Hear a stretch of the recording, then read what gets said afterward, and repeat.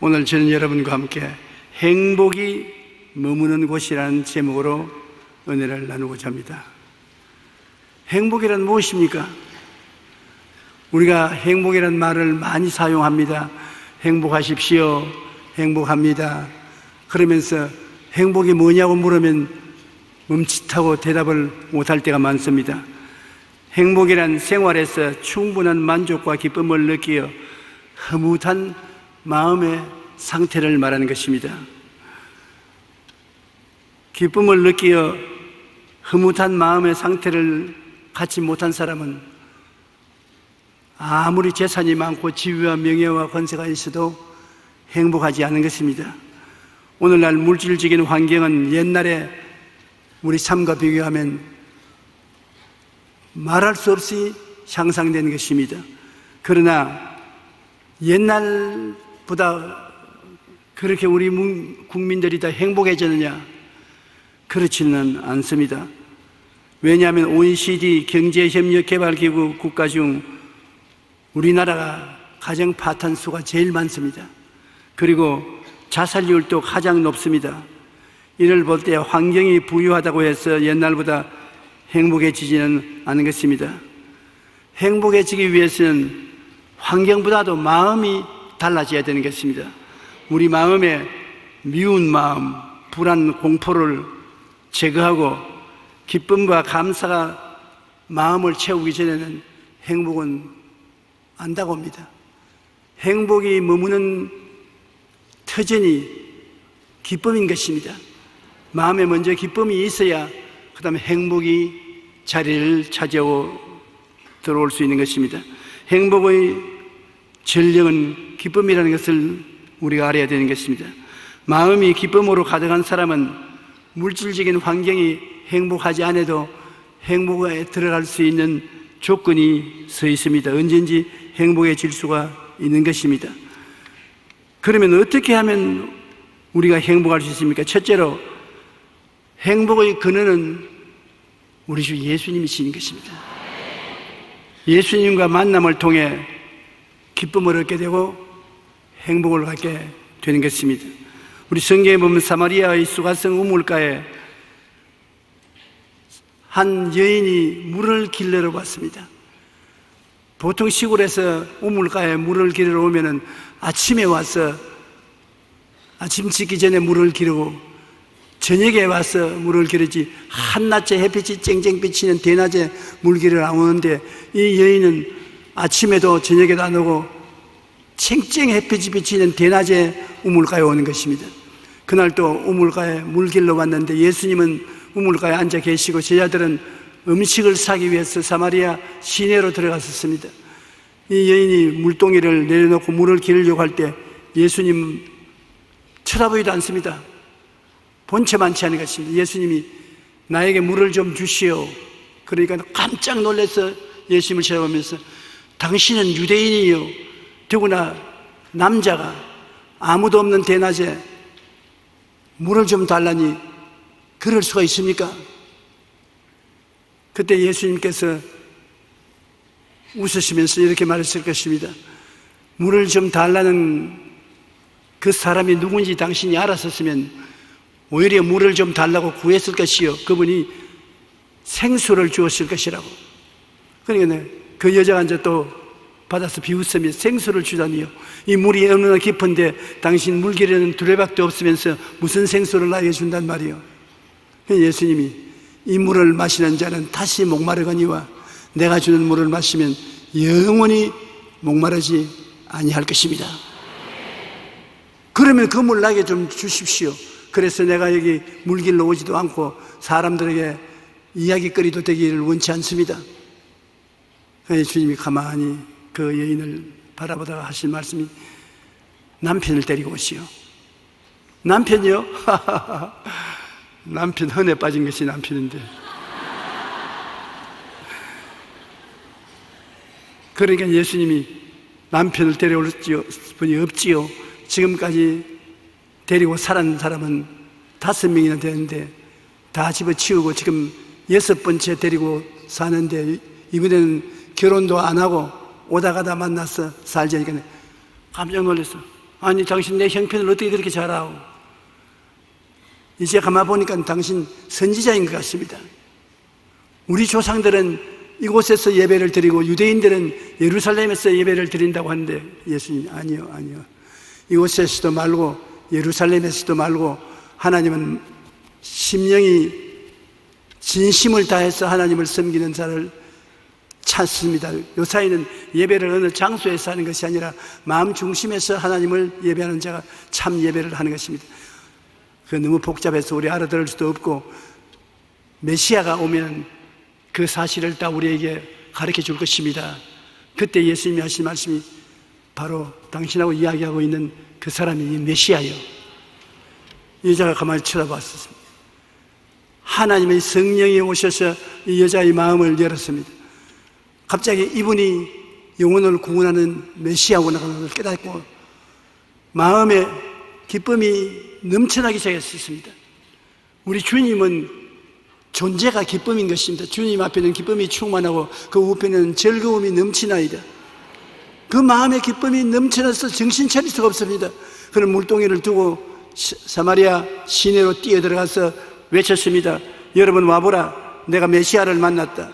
내 행한 일을 다 알고 계시는 그분이 메시아가 아닌가. 그래서 동리 사람들을 떼를 지어 데리고 나왔었습니다. 성경에 보면 여자가 물동이를 버려두고 동네로 들어가서 사람들에게 이르되 내가 행한 모든 일을 내게 말한 사람은 와서 보라. 이는 그리스도가 아니냐 하니 그들이 동네에서 나와 예수께로 오더라.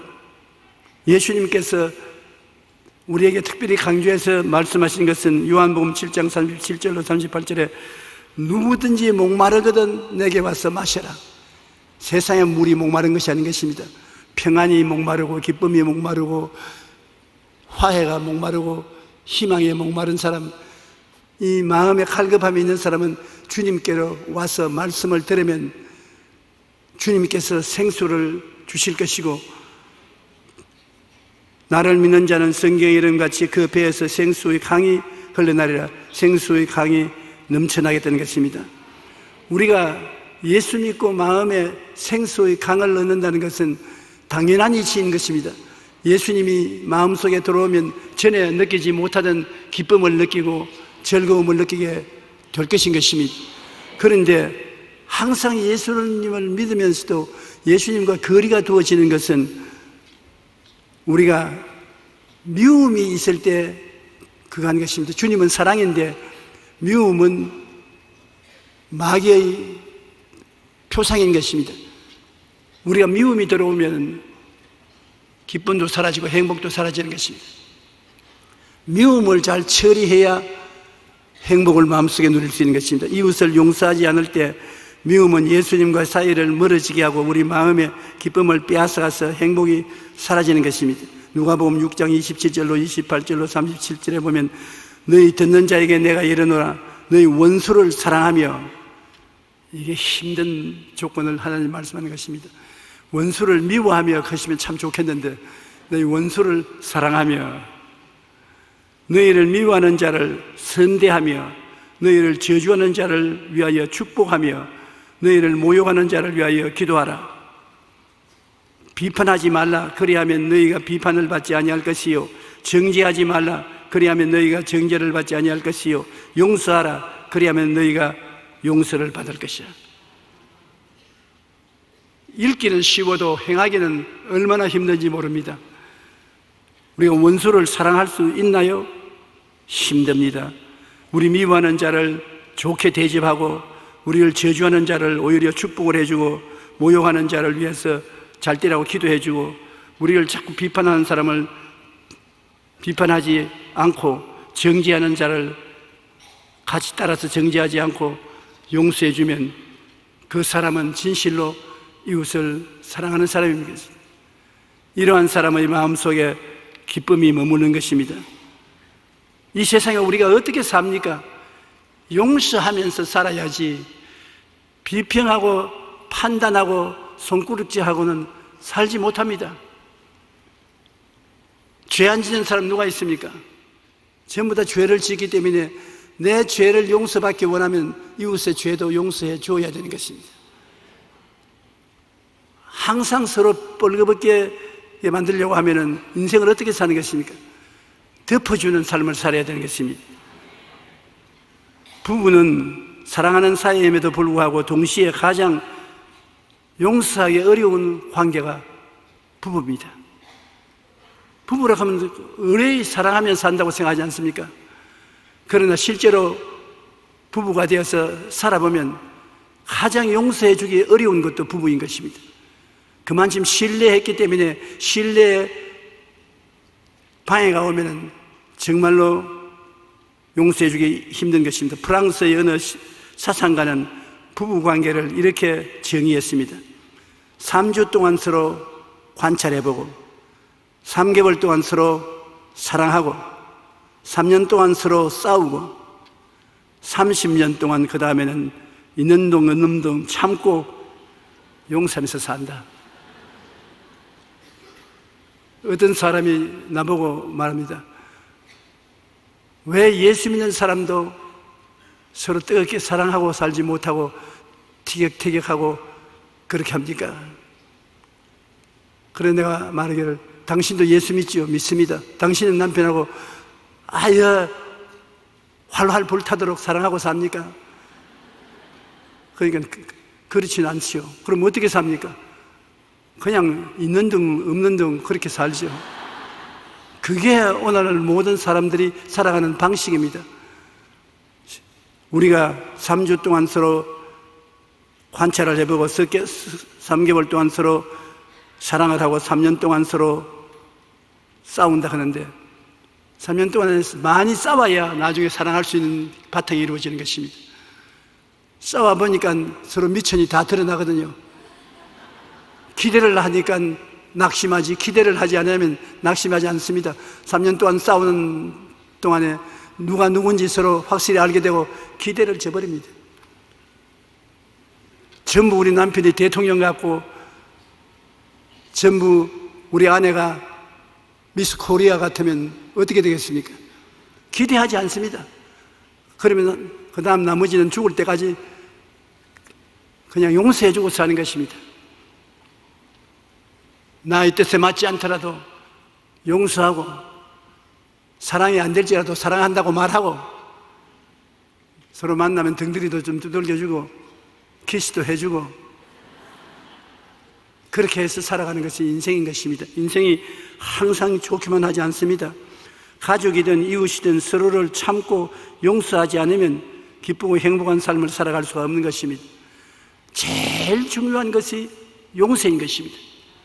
용서는 할 수 있으니까 사랑은 적극적으로 못하더라도 소극적으로 용서는 할 수 있으니까 용서하고 살면은 기쁨도 얻을 수 있고 행복도 느낄 수가 있는 것입니다. 우리가 이 세상에 살면서 희망과 꿈을 잃어버리면 기쁨도 멀어지는 것입니다. 기쁨이 있어야 행복한데 기쁨은 마음속에 희망이 있어야 되고 꿈이 있어야 되는 것입니다. 이 세상에 가장 무서운 것이 희망을 잃어버리는 것입니다. 희망이 없으면 사람들이 살 수 없습니다. 희망이 있으면 어떠한 역경에도 살아갈 수 있는 것입니다. 제가 사람들에게 이런 질문을 어디 가도 받아요. 어떻게 하면 목회를 잘할 수 있습니까? 교회 성도들이 많이 찾아오도록 어떻게 하면 할 수 있습니까? 그러면 간단한 것입니다. 희망을 드려라. 우리 하나님은 희망을 주는 하나님입니다. 예수 그리스도께서는 오셔서 사람들에게 율법을 주시지 않고 희망을 주셨다. 죄를 짓고 불의하고 추악하고 버림을 받아야 마땅한 사람에게도 희망을 주셨다. 주님께서 이른 새벽에 성전에 나가서 가르치는데 바리새교인, 사두개교인, 교법사들, 율법주의자들이 한 여자를 끌고 왔습니다.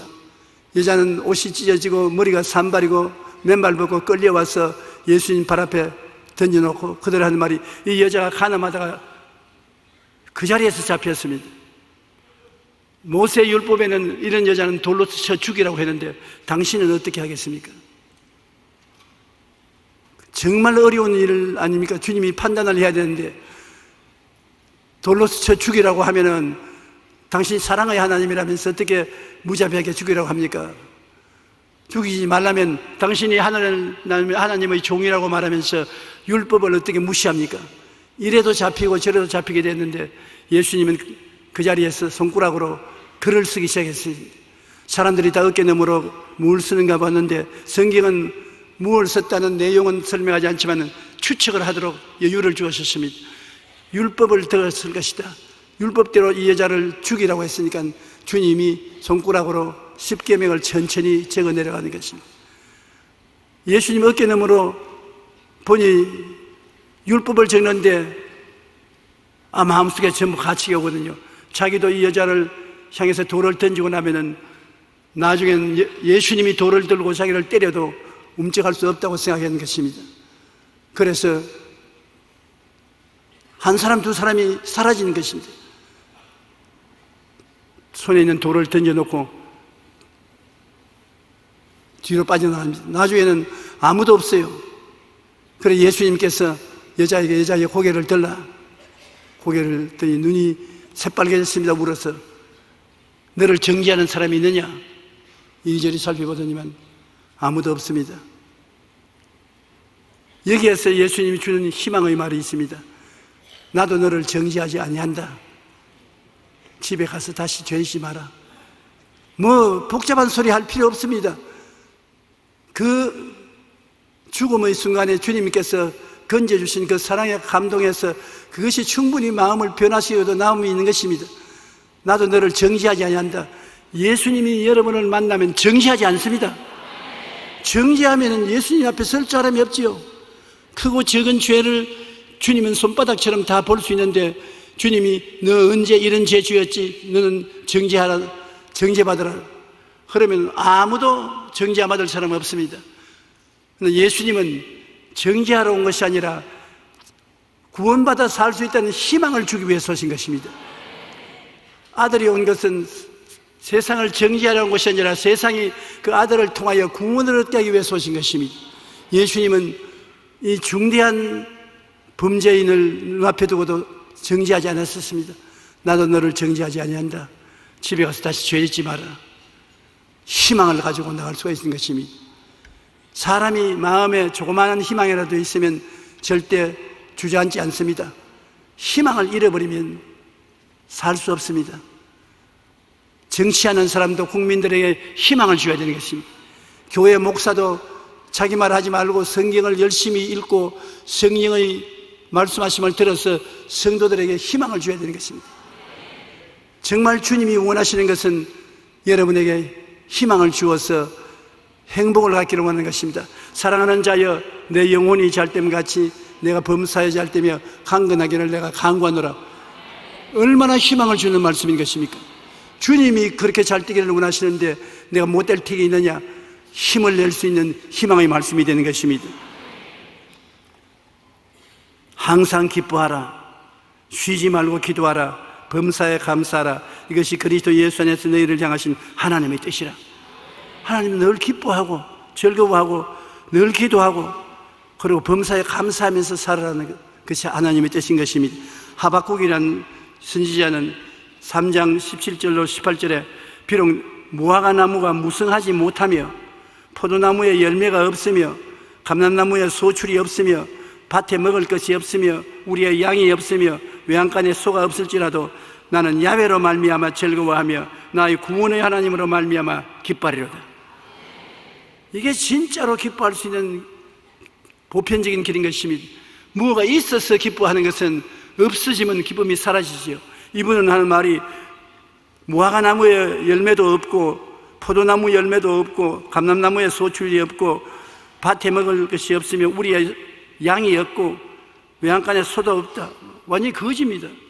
그래도 하나님이 자기에게 계심으로 그는 즐거워하며 구원의 하나님으로 말미암아 기뻐하겠다는 것입니다. 여러분 하나님 때문에 기뻐해야 참 기쁨이 된다는 것입니다.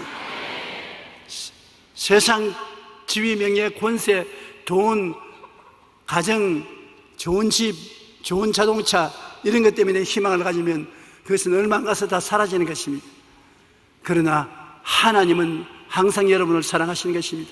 죄를 짓고 불의하고 추악하고 버림을 받아야 마땅한 사람도 죄 있는 그대로, 못난 그대로, 빈손든 그대로 내게로 오라. 사랑하는 것입니다. 왜냐? 그 사람 죄를 주님이 대신 짊어지고 십자가에 몸짓고 피 흘려 청산했기 때문에 주님이 사랑하지 않을 수가 없는 것입니다. 주님은 여러분을 끝없이 사랑하시는 것입니다. 여러분의 사랑받지 못할 것을 주님이 십자가에서 다 이루어버린 것입니다.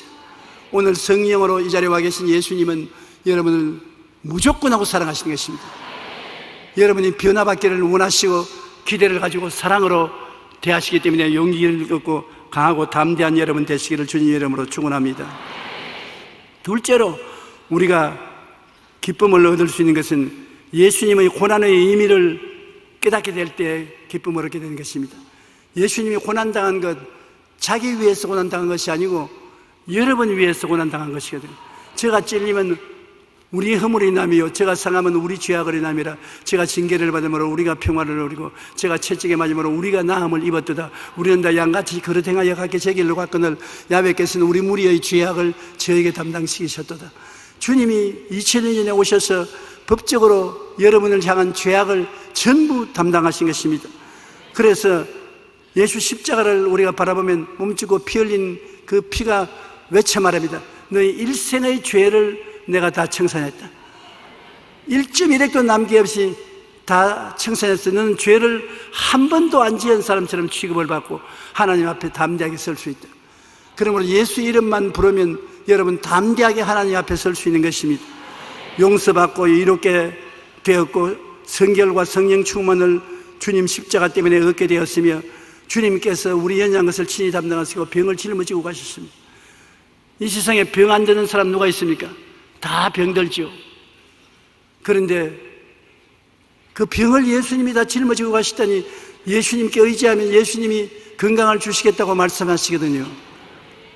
병에서 치료받은 건강을 얻을 수 있으며 우리가 저주에서 고난당하며 땀을 흘리며 먹고 살려도 낭패를 당하고 실망하는 사람 많습니다. 그런데 알아야 될 것은 여러분의 실패는 주님이 책임졌습니다. 가시와 은거키를 주님이 자기 몸에 받아서 십자가에 올라갔지 않습니까? 예수님께 의지해서 눈에는 아무것도 안 보이고 귀에는 들리는 소리 없어도 나는 저주에서 해방된 것을 알아야 되는 것입니다. 한번 따라 말씀하세요. 나는 삶의 저주에서 해방되고 아브라함의 복을 받은 사람이다. 복된 사람이에요. 복 없는 사람이 아닌 것입니다. 저주에서 해방된 사람이고 그 무엇보다도 영생을 얻어서 주님과 함께 천국에서 영원히 살 것인 것입니다. 우리가 지금은 이 세상에서 복잡하게 살지만은 인연을 다 끊어버리고 이 육신의 장막집 떠나서 저 세상으로 건너갈 때 천국이 없다면 삶의 모든 것이 절망 아닌 것입니까? 또 저 세상에 있는데 구원받지 못하고 지옥으로 떨어진다면 그 또한 절망적인 것이 아닙니까?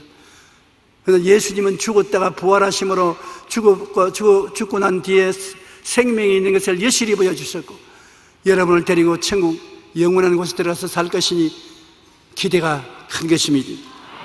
그러므로 주님은 십자가를 통해서 여러분에게 말로 다 할 수 없이 귀한 것을 약속해 주셨다. 여러분이 믿음이 약해지고 소망이 사라지려고 할 때는 언제나 무릎을 꿇어 십자가 앞에 나와서 십자가에서 주님께서 주신 이 축복을 계산해 봐야 되는 것입니다. 죄가 거룩함이 다 용서 안 받고 죄를 용서 안 받고 허물을 용서 안 받고 병이 낫고 저주로 해방되고 영생복락을 얻게 된 것을 생각하고 그것이 나라는 것을 지적하게 되면 아무 곳에 희망을 갖지 못해도 십자가에 희망을 가질 수가 있는 것입니다. 그래서 진인 구원을 느낄 수가 있는 것입니다. 시편 103편 3절로 5절 우리 다 같이 읽어보십시다. 그가 내 모든 죄악을 사하시며 내 모든 병을 고치시며 내 생명을 파멸해서 속량하시고 인자와 긍휼로 관을 씌우시며 좋은 것으로 내 소원을 만족하게 하사 내 청춘을 독수리같이 새롭게 하시는도다. 이게 정말 왔다 아닙니까? 이렇게 기가 막힌 은혜를 하나님께서 예비하고 난 다음에 이 모든 은택을 잊지 마라. 사람들은 다 잊어버리고 사는데 이걸 늘 기억하고 하나님께 감사하면 하나님이 축복을 주시는 것입니다. 그뿐 아니라 주님께서 우리를 외롭게 이 세상에 버려놓지 않고 보혜사 성령을 보내주신 것입니다. 내가 또 아버지께 구하겠으니 그가 다른 보혜사를 주겠다. 다르다는 말이 두 가지가 있는데요, 알로스라는 말이 있고 헤테레스라는 말이 있습니다. 우리 한국말은 다 똑같이 다르다고 해석하는데, 알로스라는 말은 똑같은 다른 것을 말하는 것입니다. 조금도 틀리지 않습니다. 모습과 내용이 똑같은데 이것 하나야, 이것 하면 이것하고 그 다음은 알로스 다른 것입니다. 그러나 헤테레스라는 말은 다 다릅니다. 남자가 여자와 다른 것처럼 다릅니다. 서양과 동양이 다른 것처럼 다릅니다. 그때는 헤테레스라는 말을 쓰는 것입니다. 근데 예수님이 말씀할 때 알로스 파라클레토스, 나와 똑같은 보혜사를 보내겠다. 보혜사란 뭐냐? 아버지께로부터 보내심을 받아 우리를 돕기 위해서 항상 함께 계신 자를 보혜사라고 하는 것입니다. 예수님처럼 성령은 우리와 같이 있어서 예수님과 똑같은 일을 하신다는 것입니다. 우리의 가난한 자에게 소망을 주시고 마귀와 죄악과 세상에 포로된 자를 자유케 해주시고 영적인 눈이 어두운 사람을 눈 띄워서 천국을 보게 해주시옵시고 스트레스 받아서 온갖 병에 걸린 사람 스트레스에서 해방 얻게 해주시고 그리고 자격 없는 사람이 믿음으로 구원받는 일을 가르쳐 주시는 이 역사를 성령께서 계속하고 계신 것입니다. 그러므로 성령은 예수님과 꼭 같습니다. 구약 4000년 동안은 아버지 하나님 시대고 신약 33년 동안은 아들의 시대고 신약 이후에 오늘은 누구 시대입니까? 성령님의 시대입니다. 성령이 여러분과 같이 계시고 여러분을 떠나지 않고 계신 것입니다. 성령을 통해서 우리는 진리를 깨달아 알게 되는 것이에요. 요한복음 14장 16절 18절에 예수께서 말씀하기를 내가 아버지께 구하겠으니 그가 또 다른 보혜사를 너희에게 주사 영원토록 너희와 함께 있게 하시리니 그는 진리의 영이라 세상은 능히 그를 받지 못하나니 이는 그를 보지도 못하고 알지도 못함이라 그러나 너희는 그를 아나니 그는 너희와 함께 거하심이요 또 너희 속에 계시겠음이라 내가 너희를 고아와 같이 버려두지 아니하고 너희에게로 오리라 보혜사 곧 아버지께서 내 이름으로 보내실 성령 그가 너희에게 모든 것을 가르치시고 내가 너희에게 말한 모든 것을 생각나게 하시리라. 얼마나 멋진 선생님이시기에 보혜사 선생님이 여러분에게 모든 것을 가르치시고 진리를 깨닫게 하시고 늘 같이 계시겠다. 내가 이번에 목포에 내려가서 집회를 했는데 그 목포에 계신 분들이 제가 목포에 온 것이 30년 전에 시작해가지고서 이번 네 번째 목포에 왔다 그래요. 그러면서 대접을 잘 받았습니다. 세발 낙지도 먹으라고 가져왔는데 인천에서 낙지 먹었다 죽었다는 생각이 나가지고서 저 젓가락이 안 가요.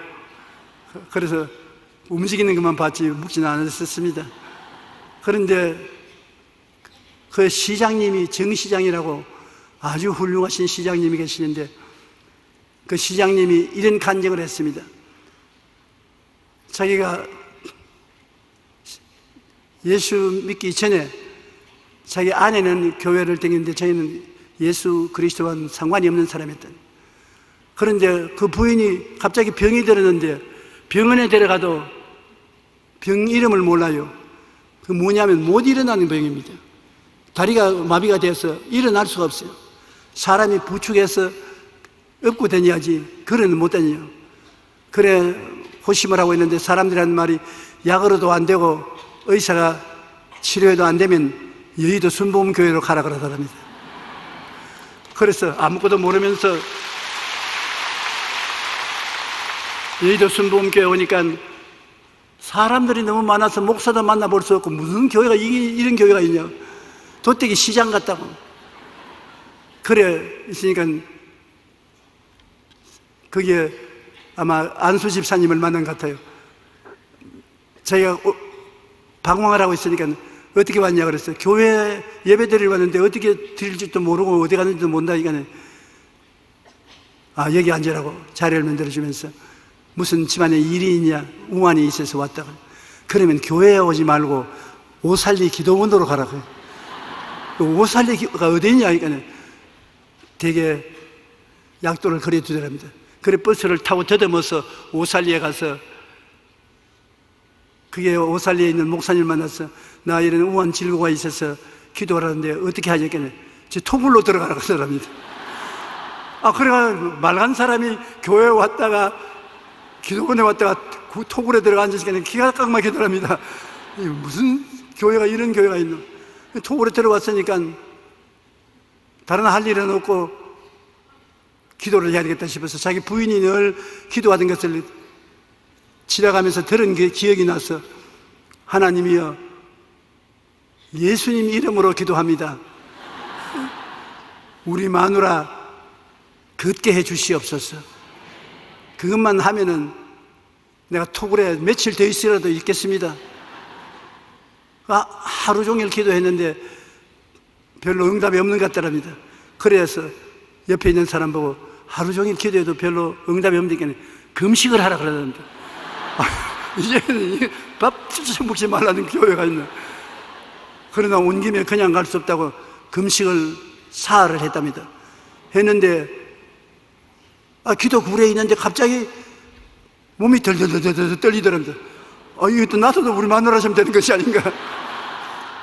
앉아도 떨리고 서도 떨리고 덜 떨리고 마음에 박하사탕 먹은 짓처럼 화나더랍니다. 그리고 눈에서 눈물이 펑펑 쏟아지는데 이거 조상이 죽어도 안 울었는데 이렇게 눈물이 나올 수 있는 따가자 눈물이 나오고 따가자. 그래가지고서 이제는 예수님이 그러니까 그 말도 안 나와요. 방언이 나오니까 방언이 뭔지 모르잖아요. 입에서 모는 말이 줄줄 나오니까 이제 사람 버렸다. 이제는 안 우는 울음도 울리고 내리 떨리고 입에서 이상한 말이 나오고 그래 놀래서 밖으로 나와가지고서 사람 자꾸 입에서 이상한 말이 자꾸 나오는데 이거 큰일 났지 않냐겠네. 다 축복을 하면서 당신 성령 받았다고 잘 됐다고. 그런데 여하간 이상하게 예수님이 대단히 사랑하게 되고 하나님이 가차워지고 너무나 마음이 기쁘더랍니다. 그러니까 이제 됐는가 보다고 집으로 내려왔어요. 집으로 내려와서 보니까 자기 부인이 서서 걸어다니더랍니다.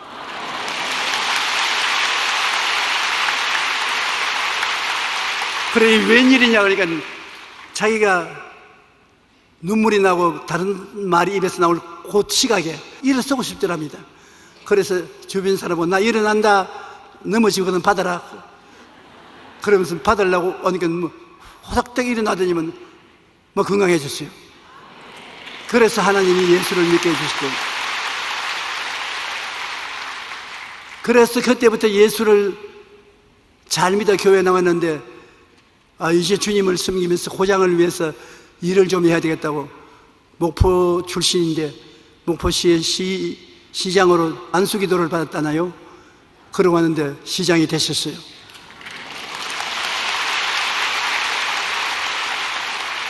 그래서 하는 말이 무엇인지 조 목사에게 안수만 받으면 되는가 보다 그런 느낌이 있다고. 이제 시장을 올해로서 끝맞는 것인데 끝나면 또 가서 그러니까 안수기도를 해달라고 그렇게 말을 합니다. 그분은 아무것도 모르는 분인데 성령을 모심으로 말미암아 그런 큰 기쁜 일이 생기고 행복한 일이 생기는 것입니다. 성령은 이처럼 우리와 함께 계셔서 우리 일일이 옷을 벗기고 꾸중을 하고 채찍을 때리고 하는 것이 아니라 깨닫게 하고 회개하게 하는 것입니다. 잘못했어도 깨닫게 하고 회개하게 하시고 우리에게 가르쳐 주시고 손잡아 이끌어 주시고 도와주시는 보혜사를 여러분 모시오시니 여러분 고아가 아닙니다. 여러분 중에 고아는 아무도 없습니다. 이래봬도 하나님께서 사랑하셔서 돕는 자 성령님을 보내주셔서 성령이 여러분과 항상 같이 계신 것입니다. 여러분이 어려울 때 엎드려 기도해 보십시오. 여러분에게 여러 가지 지혜의 말씀, 지식의 말씀, 명문불의 연사 이런 것이 머리에 떠오르기 시작하는 것입니다. 저도 설교할 때 저의 지혜와 총명으로 설교하지 않습니다. 설교하면서 성령님께 귀를 기울이고 있습니다. 내가 지금 이 말하면서도 마음속에 성령이여 내게 말씀하시옵소서. 그러면 내 생각이 사라지고 성령의 생각이 떠오르게 되면 성령의 생각을 받아서 전달하게 되고 성령은 여러분에게 기쁨을 주시고 평안을 주시는 것입니다. 성령은 자기를 드러내지 않습니다. 고요하고 잠잠하게 없는 듯 하면서 여러분 속에서 계셔서 지혜와 총명, 모략과 재능 이런 은사를 주셔서 이끌어가 주시는 것입니다. 그러므로 성령을 모실 때 마음이 기뻐지는데 성령이 있음을 알아야 되는 것입니다. 로마서 8장 26절 27절에 보면 성령도 우리 연약함을 도우시나니, 잘못한다고 연약한다고 짓누르는 것이 아니라 도우시나니 우리가 마땅히 기도할 바를 알지 못하나 오직 성령이 말할 수 없는 탄식으로 우리를 위하여 친히 간구하시느니라. 마음을 살피시니까 성령의 생각을 하시나니 이는 성령이 하나님의 뜻대로 성도를 위하여 간구하심이라. 고린도전서 2장 9절로 10절에 하나님이 자기를 사랑하는 자들을 위하여 예비하신 모든 것은 하나님이 예비했다. 여러분이 필요한 것을 하나님은 천년 만년 전에 이미 예비해 놓았었어요. 하나님 예비는 지금 성급하게 예비하는 것이 아닙니다. 천년 만년 전에 여러분 필요한 것을 예비해 놓았었어요. 여러분이 어려운 시련을 겪고 막다른 골목에 처하거든 하나님 쳐다보십시오. 아버지 예비한 것을 보여주시옵소서. 하나님 미리 아시고 예비하시는 것입니다. 여기에도 예비하신 모든 것은 눈으로 보지 못하고 귀로 듣지 못하고 사람의 마음으로 생각하지 못했다함 같으니라. 오직 하나님이 성령으로 이것을 우리에게 보이셨으니 성령은 모든 것 곧 하나님의 깊은 것이라도 통달하시니 성령께서 여기 와봐. 이 하나님이 너를 위해서 예비해 놓은 것이다. 참 희한합니다. 하나님은 여러분 위해서 미리 아시는 거로 미리 예비해 놓아서 어려움에 처해서 어찌할지를 모르고 당황할 때 예비한 것을 보여주시는 것입니다. 요나가 하나님이 가라는 곳을 안 가고 다시서로 배를 타고 도망을 치다가 풍랑을 만나서 배 사공에 배 손님들이 요나를 물에 던질 때 그건 죽었다고 생각했는데 하나님이 벌써 알고 요나를 삼킬 물고기를 예비해 놓은 것입니다. 예비해 놓은 것입니다. 여러분 오늘 이 시간에 이 교회에 와 앉아있지만 하나님이 여러분의 삶을 예비해 놓고 기다리고 있습니다. 필요하면 그 예비한 것을 여러분을 위해서 나타내 보여주시는 것입니다. 너희는 내게 부르시져라. 내가 너에게 응답하겠고 그거 알지 못하는 것을 보여주리라고 말씀하신 것입니다. 우리 하나님께서 성령을 보내신 것만 해도 여러분 기뻐할 수 있는 이유가 되는 것입니다. 그 다음에 예수님께서 기뻐하시는 일을 우리가 하면 예수님이 기뻐하시죠. 우리 인생을 살면서 예수님 기뻐하시는 일을 우리가 늘 행하면서 살아보아야 되는 것입니다. 먼저 예수님을 사랑할 때 우리 마음속이 참 기분이 좋습니다. 예수님을 사랑하게 되면 예수님이 여러분 마음에 사랑을 주시고 기쁨을 주시는 것입니다. 예수님을 어떻게 사랑하느냐? 여러분 사랑하게 되면 그 사랑하는 사람의 말에 귀를 기울이게 되고 말을 지키게 돼요. 예수님을 사랑하게 되면 주의 말씀을 듣기를 원하고 성경 말씀을 읽기를 좋아하고 설교 말씀 듣기를 좋아하는 것입니다.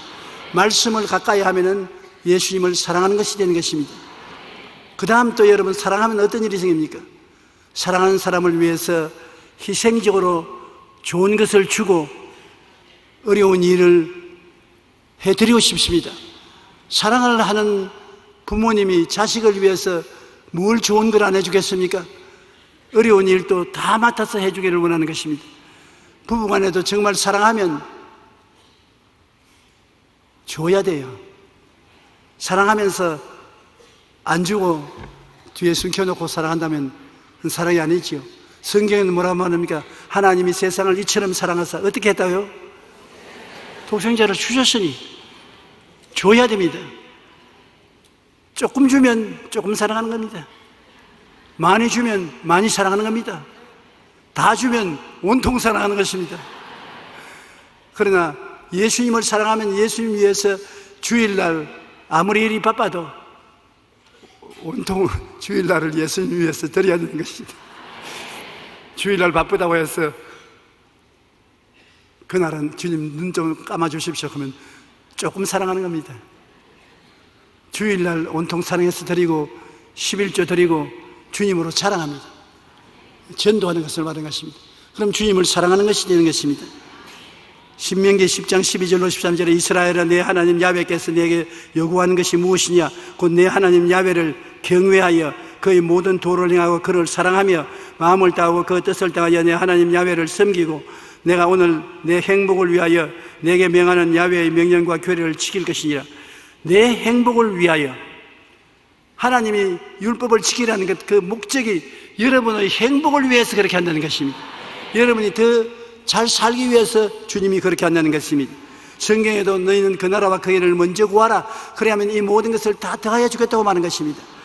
우리 하나님 믿는 사람들은 하나님이 우리의 부모요, 우리에게 행복을 주기를 원하신다는 것을 알고 강하고 담대하게 주님을 의지해야 되는 것입니다. 그리고 또 예수님이 기뻐하시는 일이라는 것은 좋은 것을 이웃과 나눌 때 하나님이 기뻐하시는 것입니다. 주는 것이 받는 것보다 좋습니다. 우리도 세상에 살아보면 줄 때가 참 행복해요. 받을 때는 받으니까 좋지요. 그러나 줄 때보다 못합니다. 남이 여러분을 위해서 무엇을 정성으로 해주거든 좀 과장하게 고맙다고 말을 하십시오. 아이고 좋다, 아이고 고맙다, 아이고 감사하다. 그러면 주고 난 다음에 배로 더 기분이 좋습니다. 주는데 받아, 그래. 그리고 돌아서면 에라 빌어먹을까 안 줄 걸 가지고서 괜히 줬다, 그런 생각이 납니다. 그러므로 받으면 흥감을 좀 떨면서 고맙다고 하면 좋은데, 사람들이 그걸 안 하는 것은 열등의식이 마음에 들어오기 때문에, 내가 주지 못하고 받는다는 열등의식 때문에 그렇게 좀 떠들썩하게 하지 않습니다. 그러나 열등의식 같은 게 무슨 필요가 있습니까? 나를 사랑해서 주는 사람에게 고맙다고 아주 흥감을 떨고 나면 그 사람 나중에 더 주기를 원하니까 나중에 더 받을 생각하고 좀 감사를 해야죠. 하나님도 감사로 제사를 드리니까 하나님을 영화롭게 하느니 그 행위를 옳게 하는 자에게 그 구원을 보이시겠다 했는데, 하나님께도 은혜 받고 너무 감사하다고 감사해서 뛰고 꿀리고 하면 하나님이 나중에 더 줘야지, 그렇게 하시는 것입니다. 주라 그래야면 돌려줄 것이요 곧 후이 되어 눌러 흔들어 넘치게 해서 안 껴주리라. 하나님은 반드시 30배, 60배, 100배가 되어서 우리에게 주는 것입니다. 그러므로 예수님이 기뻐하시는 일은 좋은 것을 이웃과 나눌 때 예수님이 기뻐하시는 것입니다. 우리가 나중에 천당 갔을 때 주님께서 우리 만나서 심판할 때 이렇게 말할 것입니다. 내가 줄일 때 너희가 먹을 것을 주었고, 목마를 때 마시게 하였고, 나그네 되었을 때 영접하였고, 헐벗었을 때 옷을 입혔고, 병들었을 때 돌보았고, 옥에 갇혔을 때 와서 보았느니라. 그러니까 예수 잘 믿는 의인들이 언제 우리가 주님 보았습니까? 우리는 주님 굶주린 것도 못 보았고, 목마르서 물 찾는 것도 못 보았고, 나그네 된 주님도 못 보았고, 헐벗은 주님도 못 보았고, 병들은 예수님도 못 보았고, 옥에 갇힌 것도 못 보았는데요. 그럼 예수님 말할 것입니다. 이 조그마한 내 제자, 나를 믿는 이 이름 없는 이들을 위해서 내가 해준 것이 나를 위해서 해준 것이다. 네가 내 체면을 세워주고 내 사랑을 전달해 주었으니 내게 해준 것이다. 그러므로 내가 은혜에 대해서 이제 갚겠다, 그렇게 말씀하시는 것입니다. 너희가 여기 내 형제 중에 지극히 작은 자 하나에게 한 것이 곧 내게 한 것이라. 그러므로 여러분, 우리가 선을 베푸는데 꼭 예수님께 못 베풀었다 하더라도 지극히 적은 자 한 사람에게 선을 예수 이름으로 베푼 것은 예수님께 직접 선을 행한 것과 같은 것입니다. 또 우리가 남을 행복하게 하면은 자기가 행복해지는 것입니다. 여러분, 우리도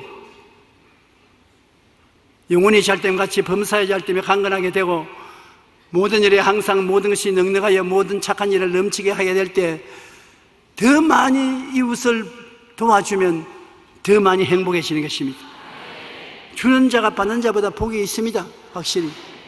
그렇기 때문에 많은 재물을 쌓아놓고 구경만 해서는 소용이 없어요. 줘야 되는 것입니다. 가난한 사람에게 나누어 주고 없는 자에게 나누어 주면 기쁨이 충만해지는 것입니다. 받는 삶보다 주는 삶이 살아가는 이들을 자기의 마음이 기쁠 뿐만 아니라 이처럼 오래도록 사람들의 마음속에 기억이 되는 것입니다. 행복은 오늘 인간의 삶의 전반적인 목표가 됩니다. 우리 다 행복하고 싶어요. 그리고 이웃을 행복하게 만들어주고 싶은 것입니다. 정치, 경제, 사회생활의 배후의 목표도 행복입니다.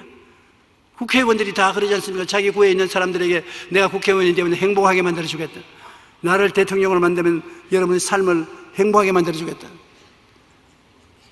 그 말을 듣는 우리에게 행복해지게 만들어주려고 죽을 애를 씁니다. 그렇다고 해서 마음대로 되는 것이 아니니까요. 저도 늘 하나님께 기도하는 것은 하나님, 제가 설교하는 교회 성도들을 행복하게 만들어 주시옵소서.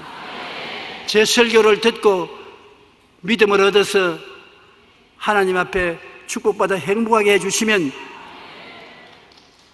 더 바랄 것이 없습니다.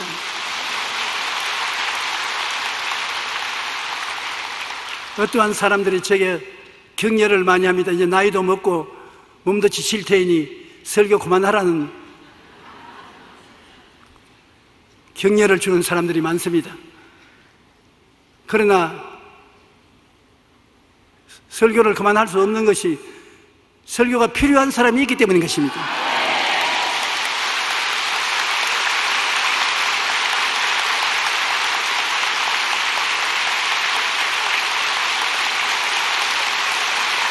고맙습니다.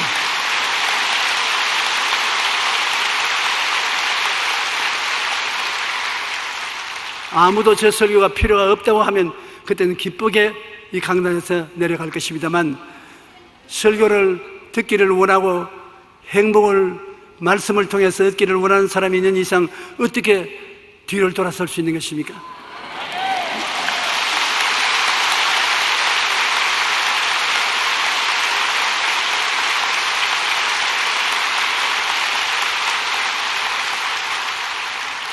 저는 저희 거처가 첫째, 하나님께서 그만두라 하면 그만둘 것이고, 둘째로 성도 여러분이 이제 듣기 싫다 하면 듣기 싫은 것이고, 셋째로 우리 당회장 이영훈 목사님이 이제 그만두시오 그러면 이제 그만둡니다.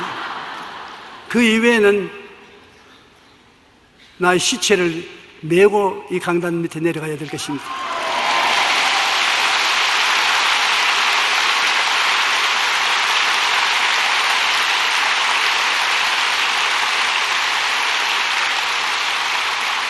그렇기 때문에 여러분의 행복을 위해서 하나님 말씀을 받으려고 기도를 많이 하고 애를 많이 쓰는데, 여러분 행복하십시오.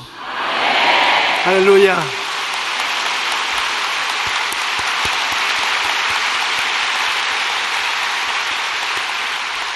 정치, 경제, 사회생활의 배우의 목표는 행복입니다. 그러나 그 행복을 누리는 개인이나 집단은 별로 많지 않습니다. 그럼 우리 교회가 예수님을 믿음으로, 예수님과 함께함으로, 성령께 의지함으로 기본적인 행복을 마음속에 갖고 믿음으로 나가면 많은 사람을 행복하게 만들 수 있도록 우리는 행복의 근원이 되고 행복의 동산에 살게 될 것인 것입니다. 우리 다 같이 찬송가 309장 한 장 다 같이 부르십시다.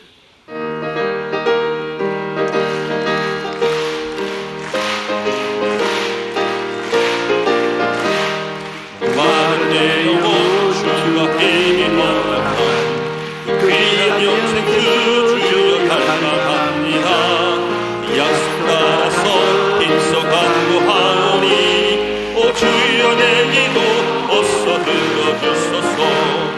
예수의 사랑 예수의 사랑 바다 물결같이 내게 임하니 영광의 물결에 온전히 쌓여서 내 영혼의 기쁨 달려오도다. 주 내게 약속한 은비 내려주시고 그의 도구름 건너편에 떠올라 귀한 징조가 내게 밝히 보이니 나 힘을 다하여 주께 간구합니다. 예수의 사랑 예수의 사랑 바다 물결같이 내게 임하니 영광의 물결에 온전히 쌓여서 내 영혼의 기쁨 달려온도다.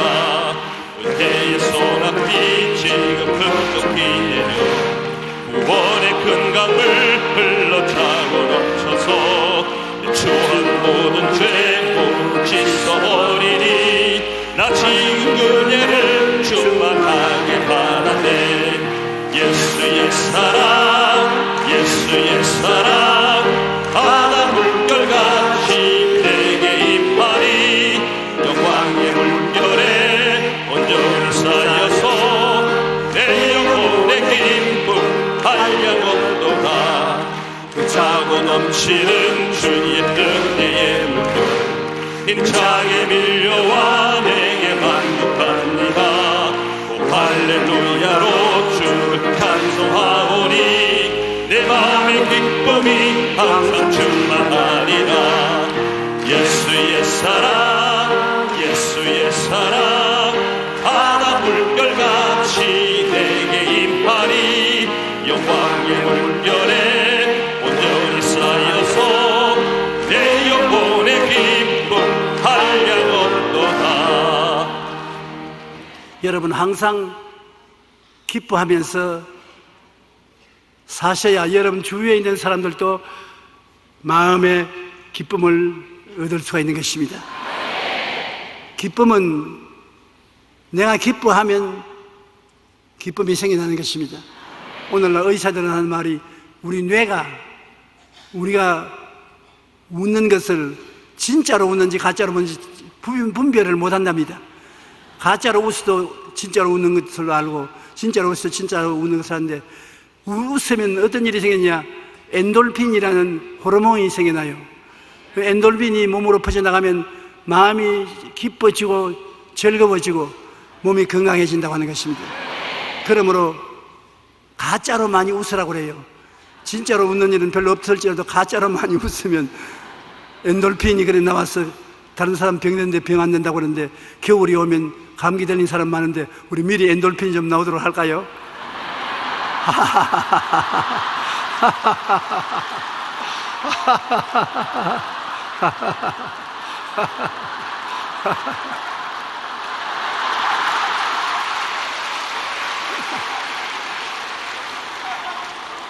우리 장로님 웃는 거 보니까 제일 좋으네. 우리 교회에서 제일 안 웃는 사람들이 장로님이라고 그러던데. 할렐루야. 오늘 또 예수님은 여러분 귀에 대놓고 말씀하십니다. 내가 다 갚았다.